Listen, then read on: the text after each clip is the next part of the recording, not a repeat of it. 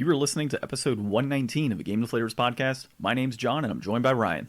Hey, everybody, here at the Game Deflators Podcast, we like to talk about games we've recently picked up, games we're currently playing, and this week we just kind of both did our own thing in this week's Inflation Deflation Challenge.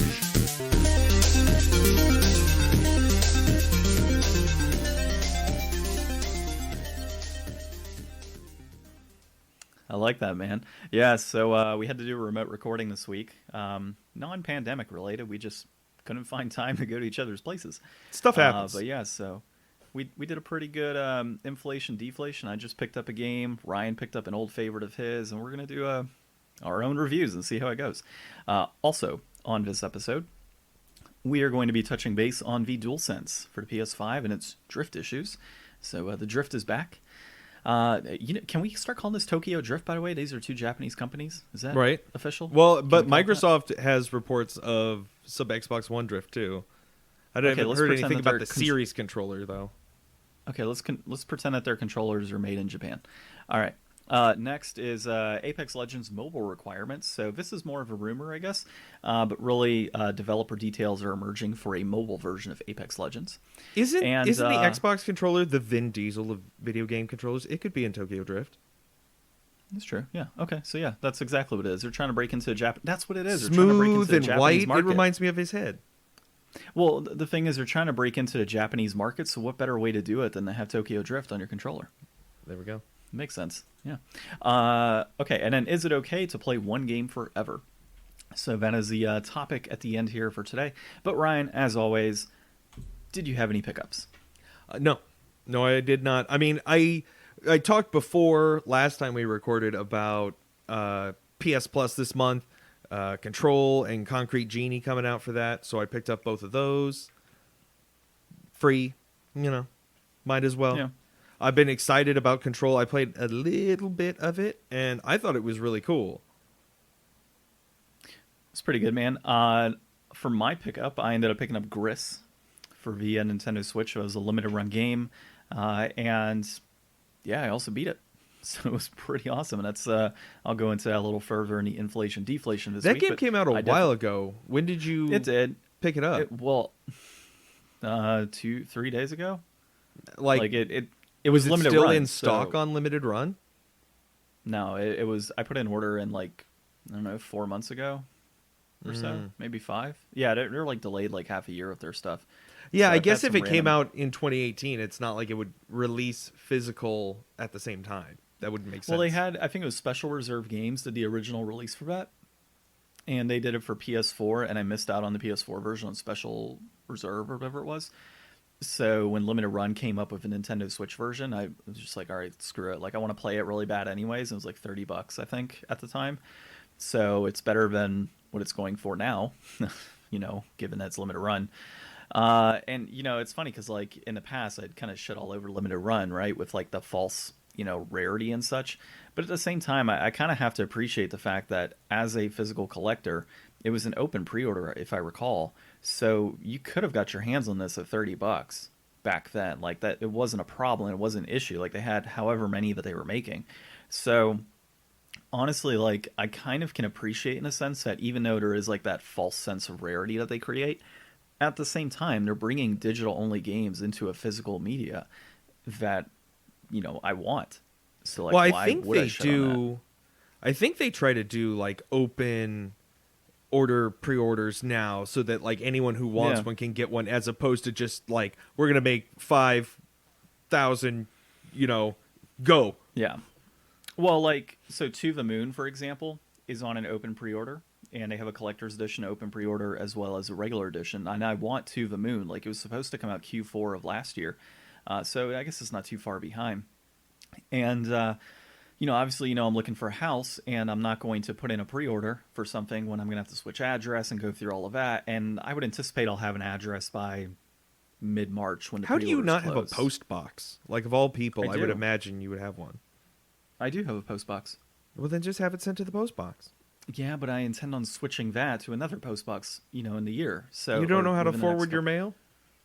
Yeah, I do. I just don't want to have to deal with that hassle. It's only so here's the thing: limited run is there's games that people are waiting 6 to 8 months for. Send it to my address. I'm not moving. Yeah, good point. I could do that. Yeah. All right. I mean, if you want it, it's better than missing out. Like, you shouldn't miss out on something just because you're moving eventually.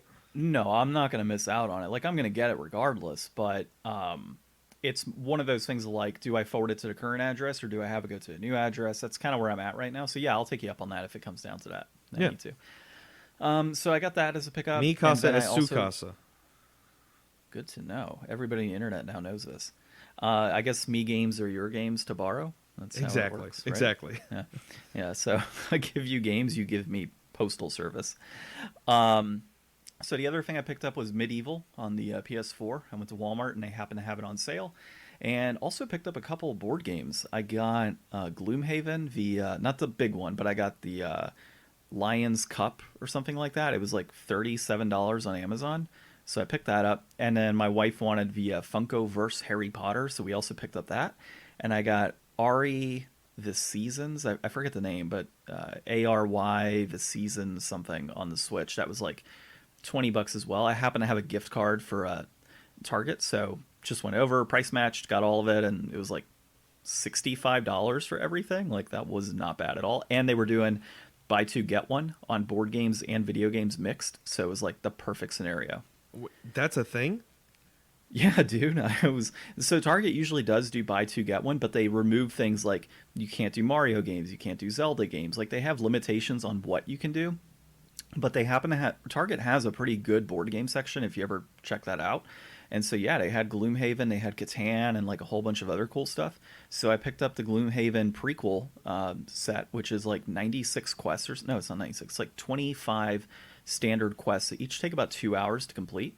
But it's, same kind of style as like D&D in a sense, with minis and monsters that you battle and different story arcs that you can go through. Like, it's pretty cool. So I've always wanted to play it, and at like $37 for like an entry level in a sense to play a prequel, and then really determine if I want to go full with like the $100 big box set.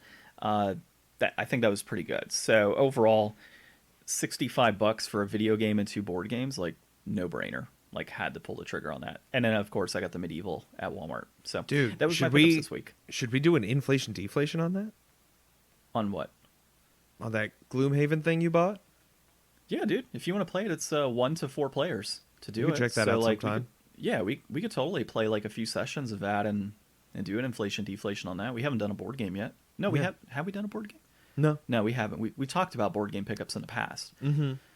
Because I've had a few. But yeah, let's do that, dude. Like, it's... I don't know, maybe your wife would want to do that one, because it's not like she has to be committed, right? Like, it's just kind of jump in, understand the story, understand the concept, 1 to 4 players, really quick, and there's multiple scenarios, and it's just really 2 hours, and if she likes it, we can keep playing every now and then. If she doesn't, then we did a 2-hour session. Yeah. I mean, it's not like we always finish all the games for inflation deflation anyways. Yeah, that's true. Yeah. So speaking of inflation deflation, this week we both kind of just played our own games. You said you played Gris this week, right? What else did you play? Yeah. So I played a little bit of everything. I, of course, beat Gris, which was good. I played some Jade Cocoon. So Jade Cocoon's interesting. Obviously, I'm like at the end of the game. I'm in like the netherworld right now of that game. And it's kind of like you got to go back through the Beetle Forest and Dragonfly Forest and everything else, and you have to beat these bosses. The storyline is all over the damn place. Like, I'm just so lost. At this point, I'm just playing it to beat it. But I'm at a situation now where I have to level grind. And to level grind in this game, it's an absolute bitch. So you have to capture... you have to defeat monsters to level up your actual summons, right? And you also have to capture monsters to be able to, like, merge them to get higher levels and then bridge those into like the old monsters. So over the last like week or so that I've been playing it on and off, I've gotten my creatures from like level 11 to like level 15. In the first boss battle I had, I got absolutely demolished. So, well, not demolished, that's probably not the right word. Like, I went through for quite a while, but it was just such a difficult battle, and I didn't have the levels and experience I needed to really kind of help me progress in that, or the items for that matter. And it just happened to be, I'm like, you know what, I just got to level grind and sit back and just kind of deal with it at this point. So that's where I'm at. Like, it's more of a pick it up, play it for a couple hours, and set it down. Well, I mean, and then most JRPGs from that era kind of devolve into that eventually. Like final boss, you got to grind for a little while before you're going to make it. Yeah, but the problem is that this game doesn't really have like a good level up process. It's just super weird. I mean, we're talking. Were you running away from too much fighting like during the game? No, I wasn't. No, I wasn't. And that's the thing. The game isn't long enough to warrant doing that. Like it's one of those that you progress through the game at a normal rate. Like you can kill monsters and there's no issue. But then when you get up to that like Netherworld and you're in the next area and you go against that first boss, the level just, like the difficulty spike is just ridiculous. It's just a huge wall. Yeah, it was just crazy. Like it just went up so high. So I think what I'm going to end up doing is I'm going to try and attempt it probably later this week. I'll jump in and see if I can beat that first boss and then move on to the next one and then level grind there. Because now the problem I'm running into is I've got these creatures that are like level 11 and 12 that I'm capturing, but I've got to like always capture them. And if I want to merge them, I got to go back to where I go to merge them. And the issue that happens there is when I go back into the world, they reappear. So now I'm having to, defeat them and deal with that or run away. It's just grueling at this point. So we'll see. I mean, I'm going to beat it. I'm not going to like not beat it because I'm already far enough into it. Like I can already tell that I'm close to the end. It's just a matter of beating several bosses moving forward and level grinding in an appropriate and quick manner so I can actually do it. Mm-hmm. So that's kind of where I'm at. And then, of course, I played Apex as well. Dude, I have no idea how you get such good luck. I have had the crappiest partners every single time I play. Like, people drop out. I had one yesterday where we dropped into Olympus, and one of the guys just decided that he was going to run around in circles on, like, not run around, but fly around on that vehicle in circles, and that's all he was going to do. And then another guy decided to jump on there and then crash it and blow it up in the middle of the match. Like, no reason whatsoever. Just decided to crash and blow it up on the side of the match. We then get hit, like, we recover him, and the other guy, like, I'm trying to go through a death boxes nearby, and one of the other guys punches me so he could steal stuff out of a death box that I was already in. So, like, I was going to get a shield for level 3, and then he runs headfirst into a firefight. And so what I ended up doing was just hiding until it was final 2. Like, I tried to go in and, like, pinch another team as just myself because the other 2 guys quit. I mean, like, it was ridiculous, dude. And both of them ended up with 0 damage. And this happens to me so consistently. It's absolutely ridiculous. Like, my KDR is probably, like, 0.65, I think, at most. And that's stayed there, like, stagnant since then because I can't tell you how many times I drop. And I'm either dropped into a hot zone with partners that decide that they're just not going to move, or they disconnect, or something happens to where, like, or they go down immediately. And then I'm stuck on my own. And in the middle of like 6 teams trying to, vie for position in one area. It's just terrible luck, dude. So I think I won 1 match this week. Wow, like that's it? Yeah, like it's so ridiculous, man. Like I can't tell you how often I jump in and I'm killed almost immediately because we're put into like a weird situation. Or I'll be stuck in teams where people are like level 20. And it's like me and then everybody else is level 20. Like, I'm never on teams that are like 100 plus at all. Really? Yeah. I've always got like it's very rare that I've got teammates that are like under level 100. My KDR is still sitting at 8 or 0.80. I'm at like level 89 right now, which I mean isn't amazing, but like I'm a better player. Wow, that's way higher level than I'm at. Yeah, and I just keep getting pinned in with like level 12s and level 20s and like all these super low level players, and it's just ridiculous. And then, I'm getting like bombarded by squads that are like level 500. So like I'm being dropped, and it's not like I'm dropping into hot zones. It's these level 24 players dropping into hot zones, dying immediately, and then being swamped by other teams. Like there's nothing I can do. So I can't tell you how many matches I have that last literally like 30 seconds because the squad gets killed right away. Mm-hmm.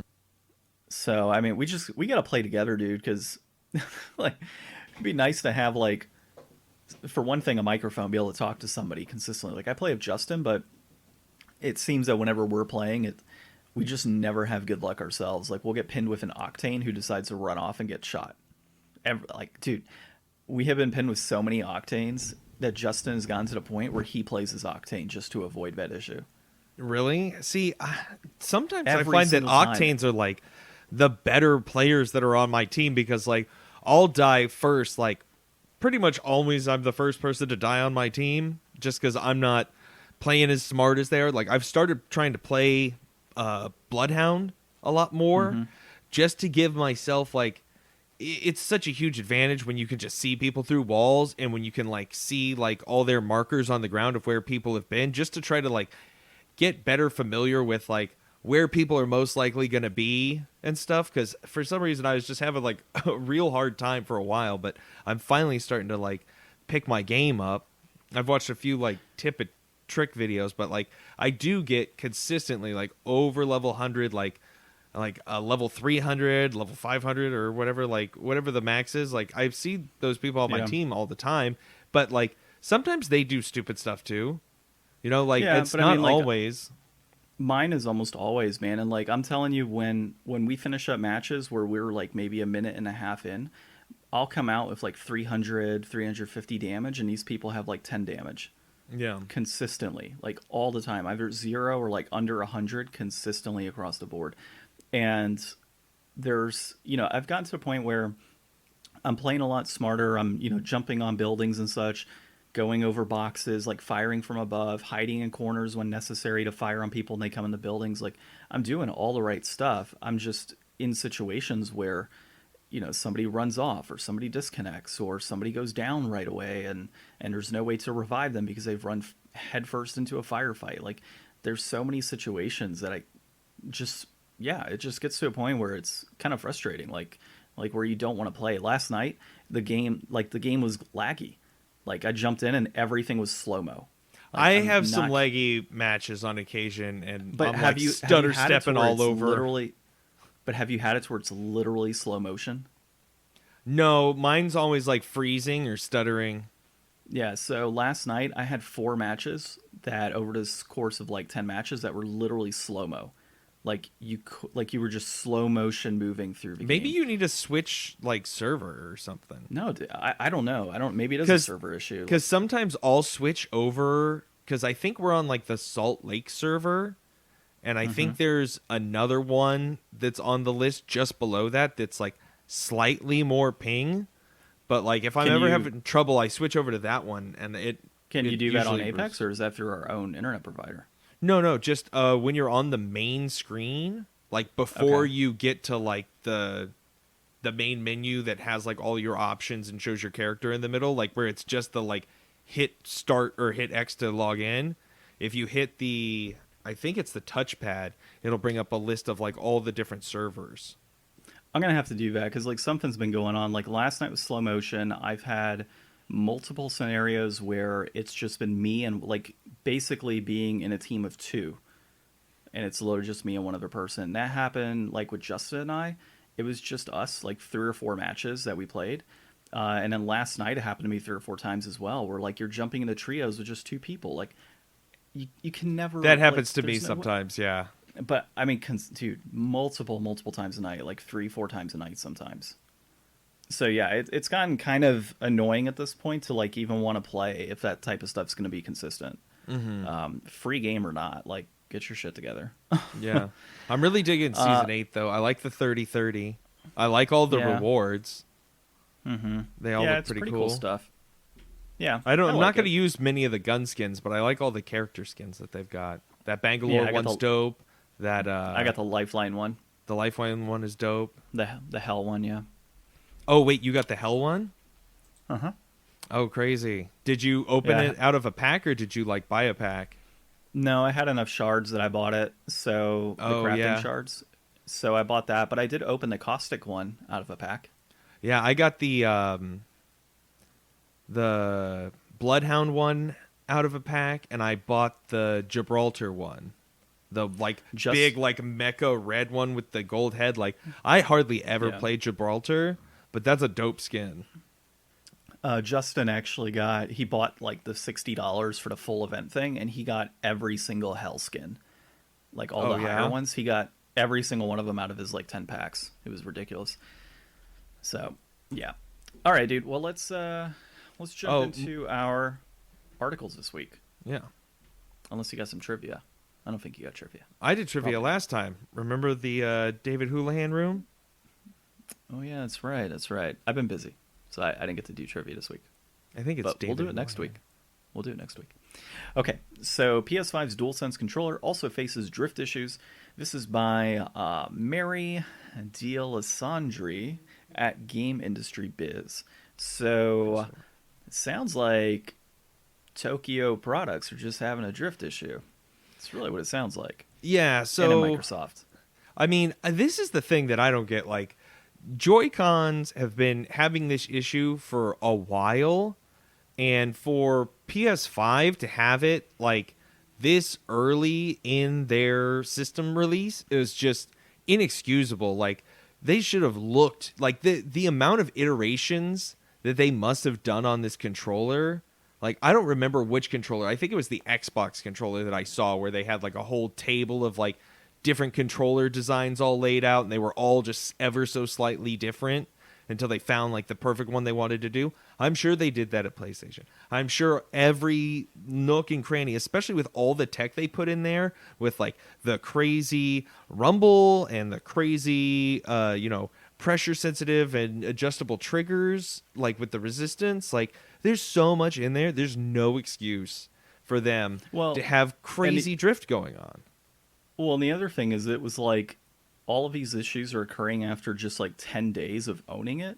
So like you're not even putting in like enough gameplay within I mean, there's no way.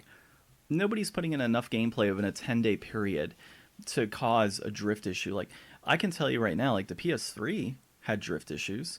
But that was primarily because pressing down on the joystick to be able to, like the left joystick to be able to do like Call of Duty and stuff. Mm-hmm. It was after hours upon hours that would occur. Or buttons, for example. But those were so much cheaper too. Like I don't know what the DualSense is going for, but like last generation, like they were talking about even some of those high end, like $120 like elite Xbox controllers have drift. Like.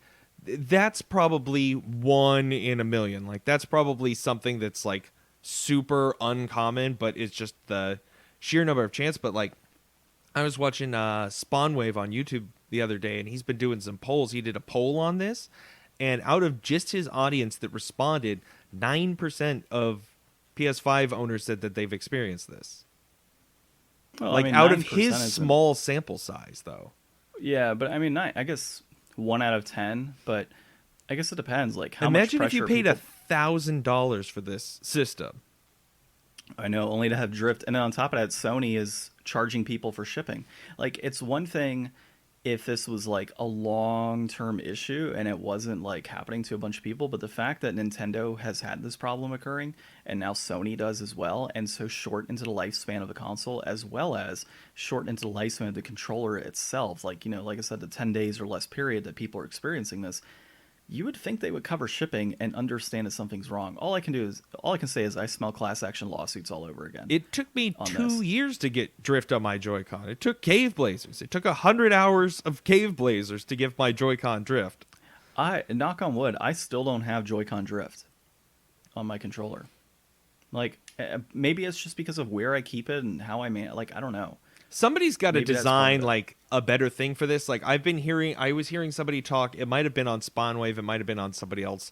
They were saying how they might not be able to like make a revision to the Joy-Con because then it's admitting that the problem exists. Like if they say, okay, we're changing this well, I know, but like they're going to probably just like soft wait to do like a whole revision instead of just replacing that one part, because like they're not going to be able to like get away with just doing that, because they're going to be like, okay, well, what about the 100 million of them that are out there before all this? You just admit that was a problem that you knew was happening. Yeah, I mean, I'd be interested to see what the overall percentage is for Joy-Con drift, and then also the DualSense drift. Like, I would like to see overall numbers, and I don't know necessarily that we've seen that yet. So, but either way, it's an issue, and we'll see if the Series X has it. But if the Series X doesn't have it, the Xbox One does. But yeah, Xbox One controllers. I haven't heard anything about Series. But yet. If the Series X doesn't, and it goes through for quite a while without having this issue, and depending on how Sony and Nintendo handle this moving forward, you may see some people like defer to an Xbox just purely for the fact that they're taking care of their customers. Well, and they were saying in the article too that because of how Xbox has its terms of service agreement, they agree that all things will be settled through arbitration, so they can't get class action the way Nintendo did. Yeah, well, it's also smart on Microsoft's part.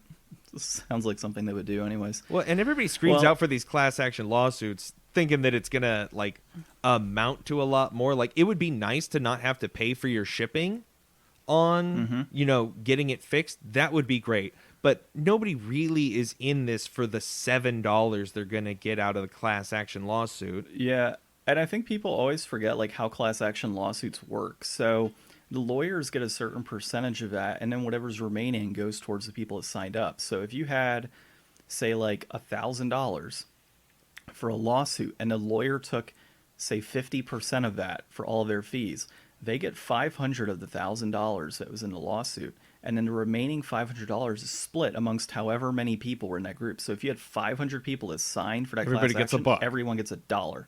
Like, that's But it would all be is. nice to win the suit and get free shipping. That's really all it kind of comes down to. It's all I would ask, is that if there's an issue and it's caused by, some sort of problem within your build, fix it and pay the shipping cost. Like, it's your issue. Like, you sold me a product that you knew was bad, so fix the situation. So I think that, and it's, it's one thing if it's like 3 years, right? And then you run into the issue. It's another thing if it's less than a year or less than 6 months. I mean, you're still within warranty period at that point. So, like, why am I paying shipping on something that you need to warranty anyways? Like, it's a weird situation. But let us know in the comments, of course, on Facebook, Instagram, and Twitter what your thoughts are on really everything we're going to talk about here, as well as this DualSense problem. Facebook is going to be at the Game Deflators, as well as Instagram, and then Twitter is going to be at Game Deflators, and of course find a podcast on where you're listening to it now, as well as any other podcast applications out there: Podcast, Podbean, Podcast Addict, Apple Podcasts, even the ones that you don't know Spotify. about yet. I'm sure there's some like underground podcast app that's going to come out in 2 years and shake the world. We're on that one already. Actually, our friends at Grief Burrito threw us on the one the other day. I forget here, I'll tell you right now what that one is. The World Takeover podcast application coming actually, to you I think soon. Grief Burrito's actually made this one. It's a cephalopod. Oh, really? Yeah, so we're on Cephalopod, so find us on there. And check us out. In the UK. Okay, next article we got, dude, is going to be Apex Legends mobile requirements, developer details emerge. So, oh my god, this is all we need. So I'm kind of unfamiliar with like the mobile gaming territory. By the way, this is by Rishi Alwani at IGN India. Good stuff. And I think actually the team that's working on this is based out of India, right? No, I think it's Tencent is Chinese company. Okay. So, well, I mean, technically India's in Asia, so Asian company. Asian company, but not Chinese company. Yeah. Okay, so kind of help me out here in understanding this and how this might work moving forward. So I assume mobile gamers are on their own gaming platform, right? Like their own servers, and they just play with other mobile gamers, right? Because I don't know how it works with like Fortnite and all that. Like, is there cross compatibility with mobile gamers for Fortnite and? Well, this is like not PS4 going to. Or what?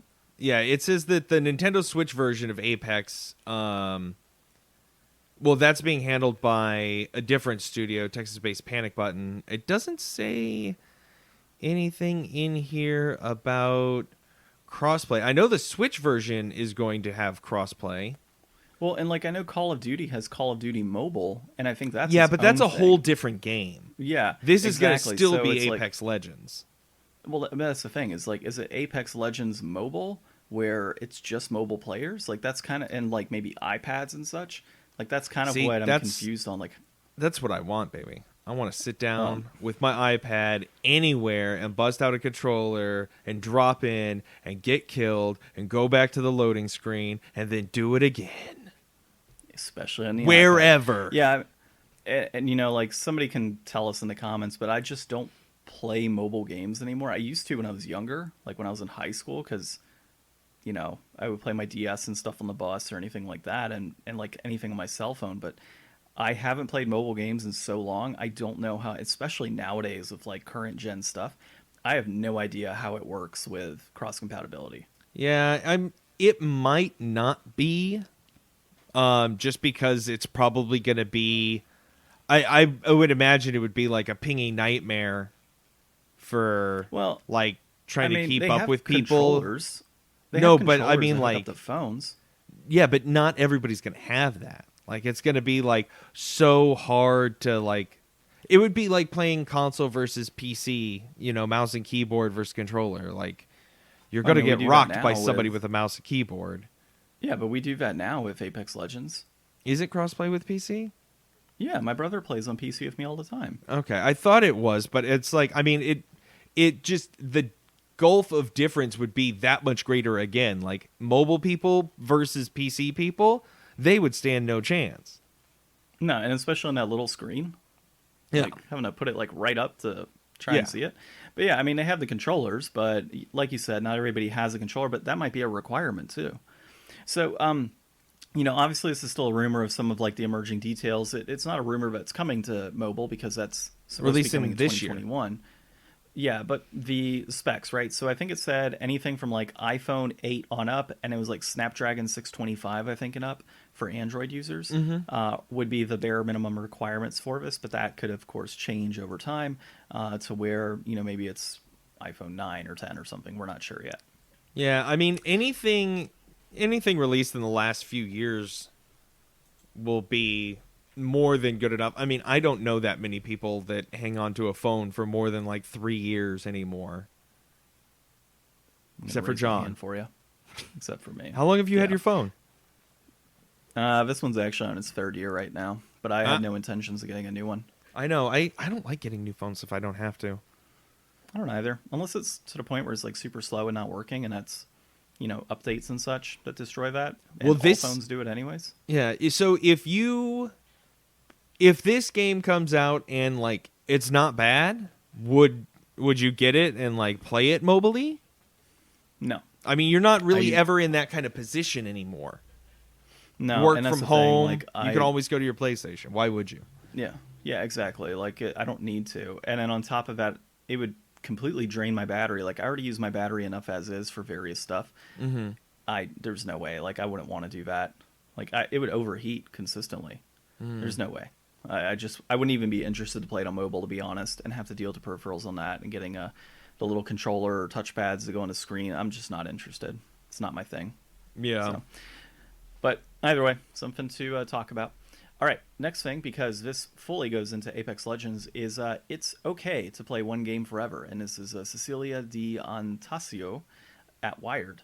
And, or is it Anastasio? So basically, we're playing Apex Legends. There's a lot of people that play these games like consistently, and that's all they play every single day. They don't play anything else. I know of people that only play Skyrim. Like, they literally just consistently play Skyrim. Or people that only play Dark Souls, and they've been playing Dark Souls for years. Or even, if you play more than one game, sometimes there's that game that you come back to all the time. Like, maybe you can't go a week without getting in your Tetris 99 fix, Once every 5 days, you got to go on for an hour and do some Tetris. Yeah, so I guess the base point of this, right, of this article is, like, it's okay to have, like, that game that you consistently play, and it's okay to play only one game forever. Like, if you play Destiny or Destiny 2 and, like, that's all you play, that's all you play. If you play Halo all the time and that's all you play, well, that's all you play. I mean, same thing with Madden. There's people that every year they pick up the next Madden, that's all they play is Madden games. So, it's okay, and I think it depends on the gamer, right, and what they want to get out. At the end of the day, you're looking for an experience and you're looking to have fun. And if you're going to get enjoyment from playing that one game all the time or that one genre, then do it. Like, do what you like to do. Yeah. Me personally, I have a ridiculous backlog of games that I want to play. I'm playing a lot of Apex Legends, but I'm not sitting there playing 8 hours a day. Like, if I was, I'd be ridiculous at this point in how good I am. So, a few hours here or there just to have some fun, get some kills, just kind of have that, like, laid back experience and play is fun. But I do have other things I want to enjoy and experience, like God of War and a new Horizon game. Yeah, Like, there's just go ahead. yeah, go on. No, you're good.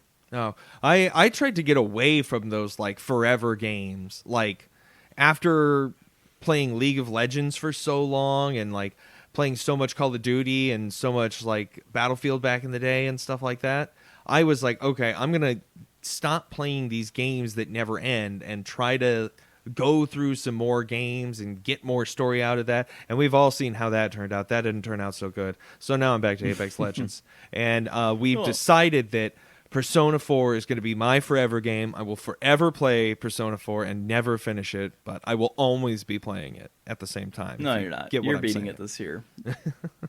You got to beat. So you have that one, and what was the other one? Mario Odyssey and Blue's Clues. Mario. You got to borrow Blue's Clues. You got to borrow Mario Odyssey from me, right? Yeah.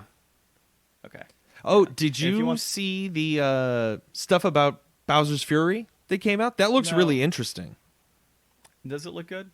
Yeah, so what they did was, I know this is a little bit of a segue here, but we'll just talk about this and we'll get back to the article. So it seems almost like a test run for potentially what the next Mario game is going to be like. It's basically like an open world Mario game where you're like kind of in a big ocean and there's like different islands that'll be like, this is like the fire level, this is like the ice level, this is like the castle level. But it's like, it's all continuous. You go from one place to the next place to the next place. And there's like a giant Bowser that you're fighting. And you basically turn into like giant Super Saiyan Cat Mario to fight him. And you'll fight him like a few times and that'll unlock like more area to go explore. But it seems really interesting. And I haven't played the... Is that the one that we played? No, so 3D... I guess it's 3D World, right? That was on the Wii U, and I beat that one a long time ago, as well as like 3D Land. What was the one we played? We played New Super Mario Bros. Oh, okay. On the Wii U, and we played Super Luigi U, but I missed that whole generation of stuff. Yeah, the thing is, like, as an original Wii U owner, I already beat a lot of these games. So when it comes down to like seeing this 3D world again, like the Bowser's Fury is like a nice addition from Nintendo to be like, hey, you know, we are really just kind of reskinning this old game from the Wii U and throwing it onto the Switch, but here's some extra stuff to kind of make you happy about it, right? And the fact that it's limited, though, is the other reason like I feel I need to grab it, just because it's going to be like after March, that's it, right? So it's gone. Is that for this one too? Yeah. Oh. And it was released so late. So this one's actually going to be harder to find because of how it's... I imagine it'll be harder to find because it's not as long of a period of time. I know. They've sold millions of those Mario pack that we bought. Yeah, I should have returned my second one, too. I've still got it. Yeah, I'm going to have a gift card here that I'm getting for Walmart. So I might probably just use it on that just to be able to, you know, get the Bowser's Fury and play that specifically, because I already beat the rest of like the other game. Mm-hmm. There's no point for me to replay that. I mean, I guess I could, but why? I'll probably borrow it from you at some point. Okay, yeah, if you do that, that'll be cool. Like that'll make it worth it. I don't mind loaning that out to you. It was a good game. I enjoyed it. 3D World is actually a lot of fun. It's one of my favorites, along with 3D Lands. So apparently, this is a game that you can play forever because they can just keep porting it to new things. God, man, like Nintendo just expects you to play the same Mario games every single year for the rest of your life. There's people that are still playing Mario games from like the 80s. Well, there's so many different facets to the gaming community. Like back in the day, playing a lot of games was kind of a necessity because games weren't that long, but they were so hard that you would feel like you were playing them forever. So it's like it might take you longer or just as long to beat a game, you know, as a kid back in, you know, the early 90s before good internet to look stuff up and like some hard as balls games, or like back in like the 80s where it's like you're going to the arcades, you're always playing something new. You know, there's always something new coming out. There were still people back then like playing only Mortal Kombat and getting really good at that, or playing only Street Fighter and getting really good at that. So like I think it really also depends on the genre, right? So if you're talking like online multiplayer first-person shooters, then yeah, you're going to have players that's all they play because they want to get really good at it, and there's a competitive atmosphere tied to it. Same with fighting games. There's people that have been playing Smash Bros for years, and like that's all they play. People still play Melee, and like that's all they play. Oh, and then there's like speedrunning communities. They play like thousands and thousands of runs of the same game over and over, just trying to shave off milliseconds. Yeah, so I think really just the end part of this story is just if you're happy playing that game, play it. Like, yeah, somebody might judge you and say you're playing the same speedrun Mario game every single flipping day, or you're playing Donkey Kong every day to try and set a world record. But if you have an end goal, and that end goal makes you happy, then do it. Like, who cares what others think?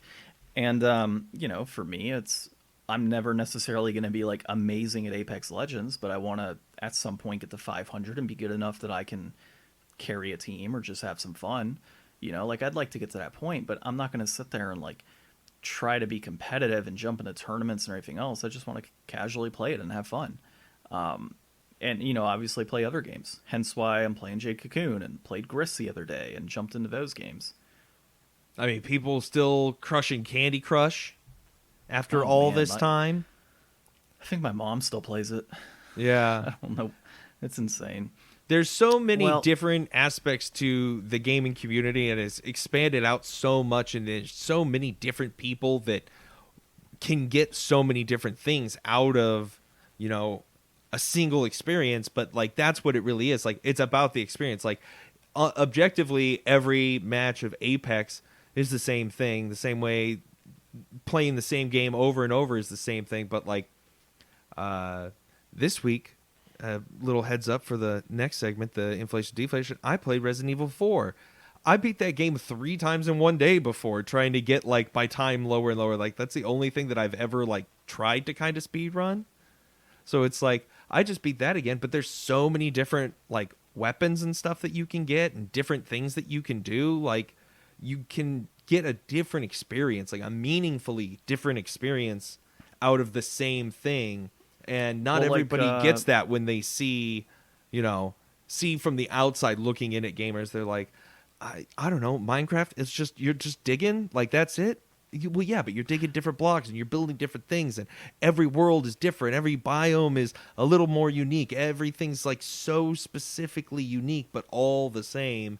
And not everybody gets that. It's cool to see, big articles like this kind of, I mean, justifying isn't the right word, but like letting everybody know that it's okay to not be the person that's out there trying to kill it like John and just beat like this giant wall of games.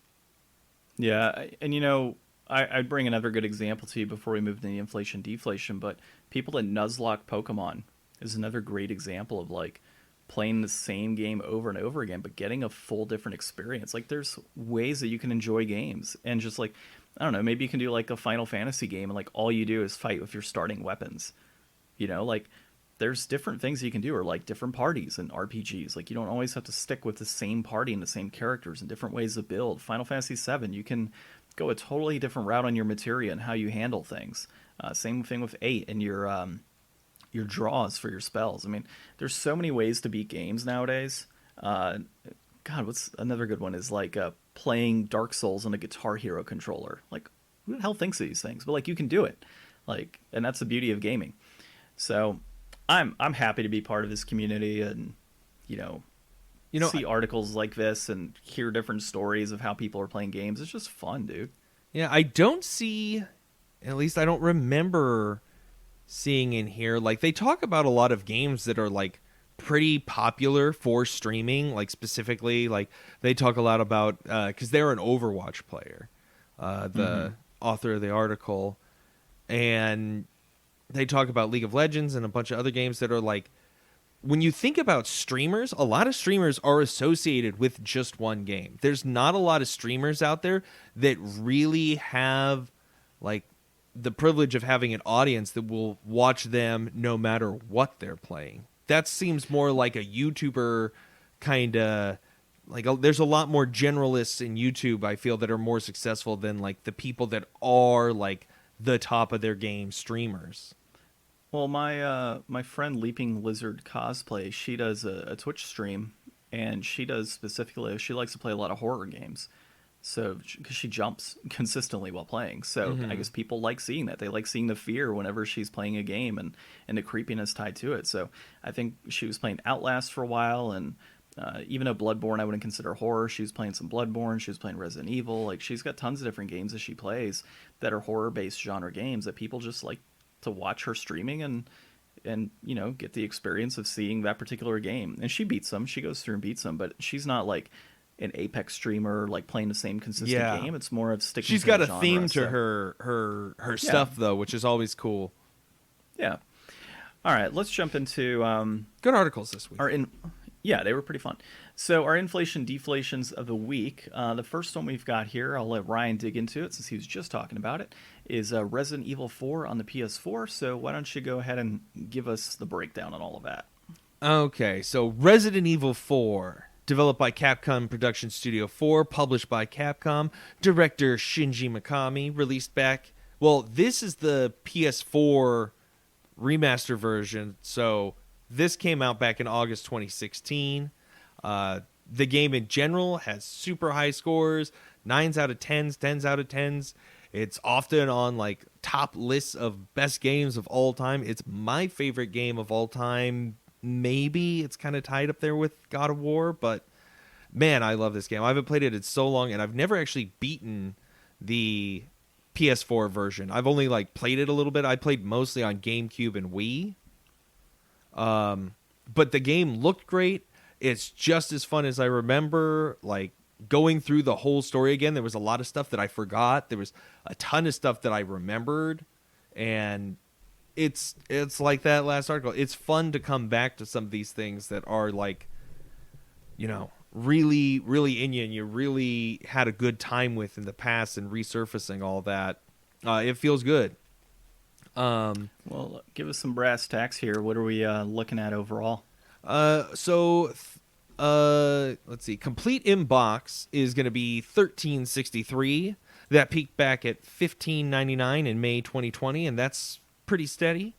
Loose is at $12.88. That peaked at $16.40 back in September 2016, and that's holding steady. Now, interestingly, the most expensive version is still a complete in-box GameCube version for $22.99, and the cheapest version is a PAL Wii version for $3.89. So you could basically kind of pay between like $3 and $25 for whichever version of this game you want. It's on a bunch of systems. They're talking right now about doing a remake for this next, now that, Resi 8's going to be coming out in a few weeks, and Resident Evil 3 remake happened last. So I really don't think that this game needs to have a remake because it's so good, but But that's why it needs a remake. I do want to see them do one, and I want to see them do it different. Like there's a lot of, contention in that a lot of times, especially for a game that's like so highly regarded as this. Like, I would like to see them do some changes because we'll always have the original. Like, this version is just so it's got this like weird kitschy humor to it. Like, it's not like the scariest game by far. Like, I was way more scared playing, every other Resident Evil game that I've ever played after. Well, not 5 or 6, but like 7 was scarier than this. 2 remake was scarier than this. I guess those are the only ones I played. But like, I would like to see them like crank the spook factor up on this and maybe take away a little bit of that comedy. Like, leave some of it in there, but you could do a lot with this, and I wouldn't be upset if they made some changes. And obviously, this game is totally worth buying at any price. I mean, complete in box for $14 for the PS4 remake, which has like all the extra stuff. Like, the GameCube version is great, but there's a lot more stuff added to the newer versions of that are good. So I do have to tell you, my D&D campaign I'm running, I got some inspiration from Resident Evil 4. I think I told you, but I haven't brought it up on the podcast. So I have this shady halfling dealer that has a trench coat, and he always flips open his trench coat to show everybody what he's selling and asks them what they're buying. And I name What are him you Goran buying, in the stranger? yeah. So, but he's just like he's got like this jazzy accent and everything, and he comes out and he's got like all these great items that you can buy at a cheap price. And so it's just like random stuff. Like I told you, I had like the Ring of Ram, which is literally like a ring that when they command it, instead of doing the Ram magic ability, it like literally a ram pops out. And so like it'll be their food source when they go to hell. But the other one I did the other day is like he just kind of comes out of his dark alley and he's like, "How you guys doing? I got more items. Like check out what I got." And so he just like opens up his trench coat. And one of the ones I picked up or put in there was a ring of lamplight or a ring of lamp. And they're like, "What is this?" And he's like, "Here, try it on." And like one of the characters literally turns into a lamp, like a desk lamp. And like that's all it is. And he's like, "I want it." He's like, 10 gold and it's yours. So that's, I just had to bring it up. Like it's just that humor and that tie-in from Resident Evil, the memes that have come out for many years. I'm like, I'm making this guy like a small little like shady dealer, and he's just gonna have like counterfeit magic items that are like half-assed and kind of do what they're supposed to do, or like do things literally. So it's pretty fun. Like so, even though I haven't like fully jumped into Resident Evil 4, I've seen enough of it to be like, yeah, I could pull some elements from this and have some fun. Yeah, it's there's so much in that game that would be great to like rip stuff off. Oh yeah, I'm gonna just say, everybody, this game is totally deflated. Like no matter what version you get, you're getting your money's worth. But especially with this PS4 version, like there's so much content in there. There's like a bunch of extra side missions that you could do. There's like a whole secondary small campaign. There's like a mode where you get to play as like a bunch of different characters that start out with like a different kit, and you have to just like do like a timed survival for as long as you can. There's like a gun range mini game. There's a bunch of extra weapons. There's new game plus playthrough modes. There's a professional like difficulty mode that you have to beat to get this like crazy laser gun that I've never gotten. Like, as soon as I beat this game, I wanted to restart, and I did, and I sold, like, all my guns and bought, like, newer, better guns and, like, fully upgraded them, like, right off the bat so that I could just destroy going through. And then I was like, no, I can't play this through again. And then I thought about playing professional mode because I was like, well, I've never gotten that laser. And I was like, I should have... No, I gotta play Persona 4. So, yep. Yeah. Now that I got that out of my system, and Apex is good still, but I think I'll tone that down and try to get back to Persona 4, my forever game. Try or will. I haven't started Conquers yet because I've got other games I'm playing right now. But as soon as I finish, nobody doubts that you're going to get it done, John. Don't worry, you don't have that stigma. I'll get it done. Don't worry. No, I think so. I wanted to play God of War initially after I did Jade Cocoon, but Jade Cocoon's taken longer than I would have expected, primarily because Apex as well. But I think instead of jumping into God of War like my initial plan was, I'll beat Conquers, and then I'll have the rest of the year to play whatever the hell I want. So that's kind of what I'm looking at. Okay, so my game, I played Gris, and I played mine on the Nintendo Switch through my limited run games copy. Nomada Studio is a developer. It was published by Devolver Digital, and it was directed by Conrad Rosette. And it was released in December of 2018. And it's a platform adventure game, sitting at around an 8-ish out of 10 overall for reviews. So this game is more of, if you've played Journey or if you've played Flower or Flow or any of those types of games, it's a very similar concept. It's more of an artistic approach, a more musical influence than anything else. And I like that in a game sometimes. Like, this was a great game to just sit back. I played the entire thing in handheld mode on the Switch, which is actually a first for me. I've never played a full game in handheld mode.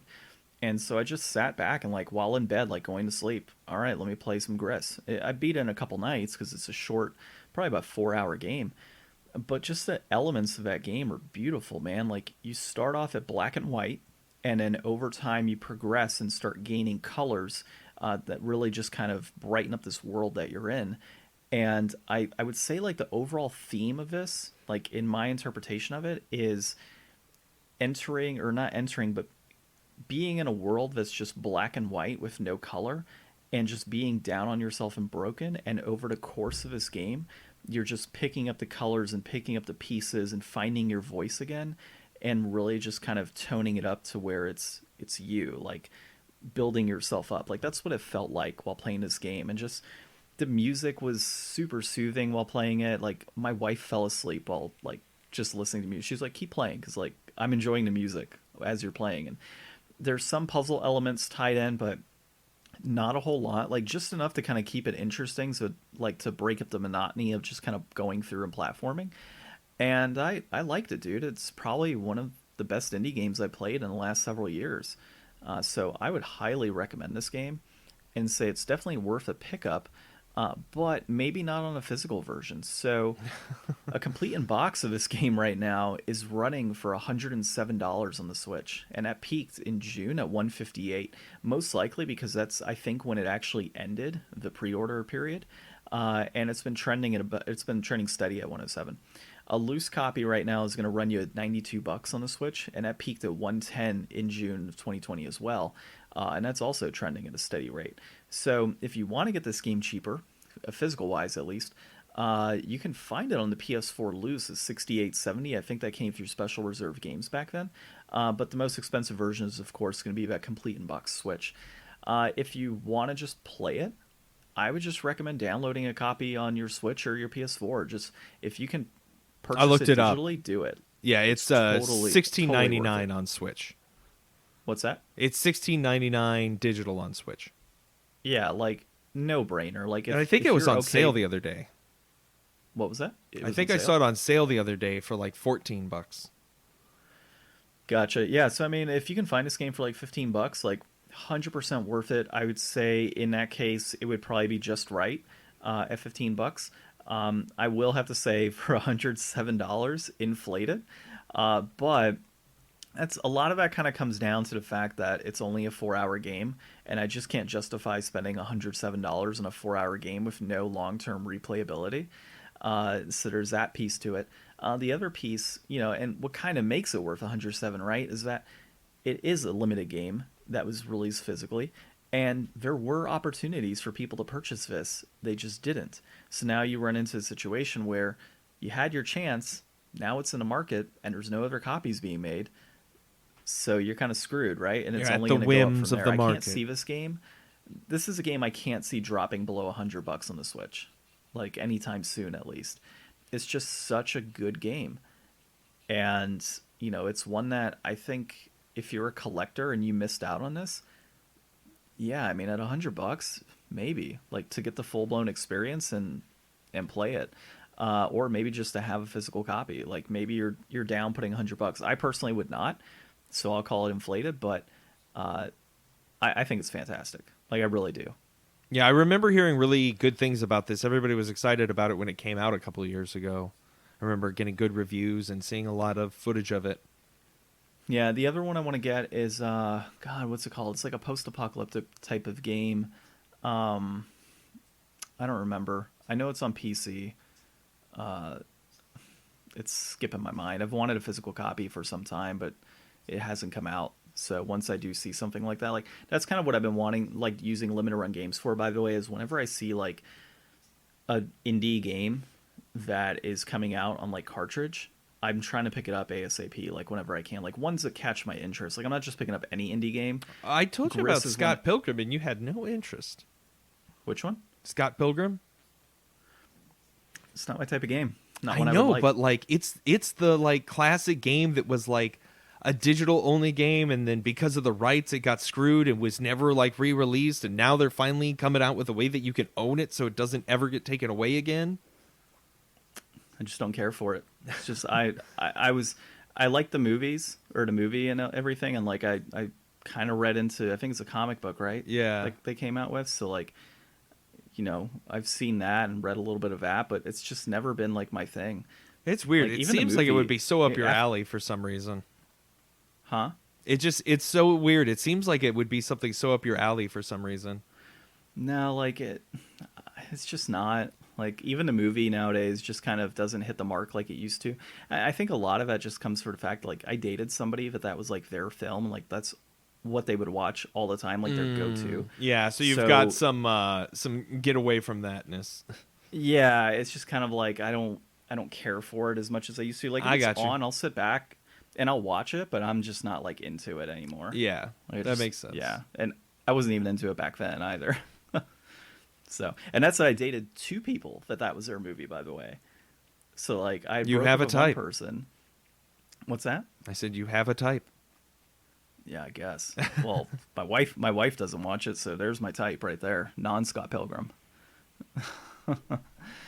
But either way, dude, so I think this week's Inflation Deflation, we had some fun games to play. We'll have to figure out what we do next week. I still want to play the original Mutant League football. Yeah, I do too, but let's just give it some time. We did a lot of football. I hope everybody enjoyed the Super Bowl that I completely missed and was apparently completely worth missing. No, it wasn't. It was fantastic. It was a stomp, man. Oh, dude, that's what was so great about it. Seeing Kansas City go down like that. Oh, yeah, but to see Tom Brady win again. But see, here's the thing. As a Dolphins fan, it was always hatred towards the Patriots. So the fact that Brady was able to do it without the Patriots just means that it was Brady all along and not the Patriots organization. So you forgive the Patriots organization? So no, I hate the Patriots. I still hate the Patriots and forever will, along with the Jets and Bills. But the fact that Brady won on his own without the Patriots makes me feel so much better, because that was kind of that punch to the stomach to the Patriots to be like, you guys kind of let me go and do my thing, and I just won the Super Bowl, and you guys finish off a losing record. That was the beauty of it. So I was excited to see him win again. Not excited to see him win again, but excited to see him win with a different team. Mm-hmm. So that was cool. Well, we'll figure out our inflation deflation for next week. We'll talk about that. We'll get to everybody on what we're actually going to do. Of course, catch this episode again on any podcast applications. There are plenty out there. Find us on social media. Connect with us. Let us know what you think of this episode. Let us know what you think of prior episodes, or if there's anything you want to hear in the future. And, of course, leave us multiple reviews if possible, but we'll settle for 1 5-star review if you can. All right. Well, that being said, this has been episode 119 of the Game Deflators Podcast. My name's John. I'm Ryan. And thanks for listening.